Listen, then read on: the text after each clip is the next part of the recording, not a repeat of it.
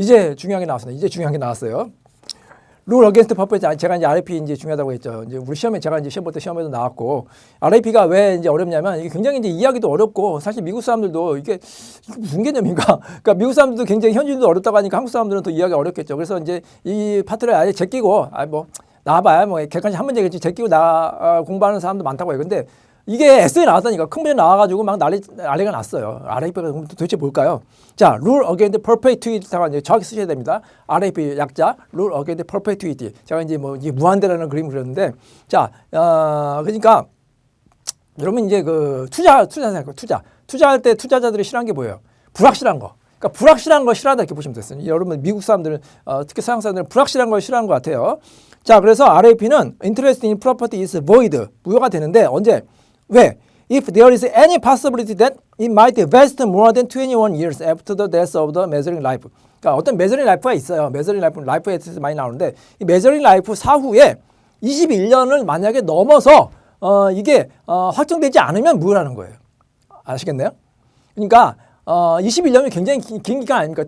특별히 그냥 21년도 아니고 어떤 메저링 라이프 사후에 21년이면 이게 뭐 굉장히 길어진 동안 그 장기간 동안 권리가 불확실하면 안 된다는 거죠. 그러니까 권리를 좀 빨리 어떻게 보면 확정되기를 바란다. 그렇게 보시면 되겠습니다. 자, 맞아? 룰 어게인스트 퍼페튜이티 개념이 맞아?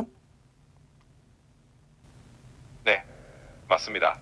정확하게 설명하신 것처럼 Rule Against Perpetuity, 즉 RAP라는 건 권리가 너무 오랫동안 불확실하게 떠돌아다니지 못하게 하는 규칙이에요. 결국 어떤 측정 가능한 생존하는 사람의 생애가 끝난 뒤 21년 이내에 권리가 확정되지 않으면 그 권리는 무효가 된다는 거죠. 그렇게 해서 불확실성을 줄이고 재산권이 끝없이 애매하게 떠도는 걸 막으려는 취지입니다. 결국 시험에서 이게 한번 나오면 좀 어렵고 복잡하게 느껴질 수 있는데 핵심은 측정 가능한 생애 이후 21년 안에 권리가 확정되지 않으면 무효라는 간단한 원칙이에요. 미국 사람들에게도 어렵지만 이 원칙을 기억하시면 충분히 이해하실 수 있을 것 같습니다. 자, 그 RAP의 개념을 이제 정확히 써주는 게 좋고요. 너무 길다 그러면 이제 뭐 저는 이제 압축해서 이제 외웠는데 뭐 certain future interest must vest within 21 years after the measuring life. 제가 이제 압축해서 이제 이 문장이 좀 외우기 쉽더라고요. 그래서 certain future interest. 그러니까 미래 future interest 문제 되는 거예요. future interest는 must vest 주어져야 되는데 언제? within 21 years. 그러니까 아까 앞에 문장하고 어떻게 보면 반대 해석한 거죠. 21년 안에 확정이 돼야 된다. After the measuring life 사후에 그렇게 외우시면 되겠습니다.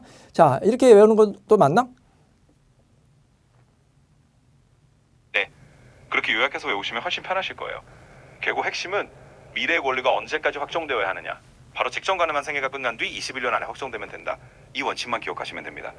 말씀하신 대로 certain future interests must vest within 21 years after the measuring life. 이렇게 간단하게 외워두시면 RAP도 그렇게 어렵지 않게 다가올 거예요. 이런 식으로 핵심만 잡아서 외우시면 충분히 잘 활용하실 수 있을 것 같습니다. 자, 그러면 이제 이거는 객관식 문제 많이 나왔는데 RAP가 적용되는 경우 있고 적용되지 않는 경우가 있거든요. 그래서 그런 거 한번 외워두시면 좋아요. 자, RAP가 적용되지 않는 경우가 있다. 언제? 특히 그랜터인 경우에. 그랜터가 이제 퓨처 인터에서 가는 경우에는 RAP가 적용되지 않는다 이렇게 보시면 되겠습니다. 맞죠? 네, 맞습니다. 그래서 시험 문제에서는 RAP가 항상 적용되는 건 아니고 예외적으로 적용되지 않는 상황도 있다는 걸 알아두시면 좋아요. 특히 그랜터 자신에게 미래 권리가 돌아가는 경우에는 RAP가 적용되지 않는다는 식으로 예외를 기억해 두시면 됩니다.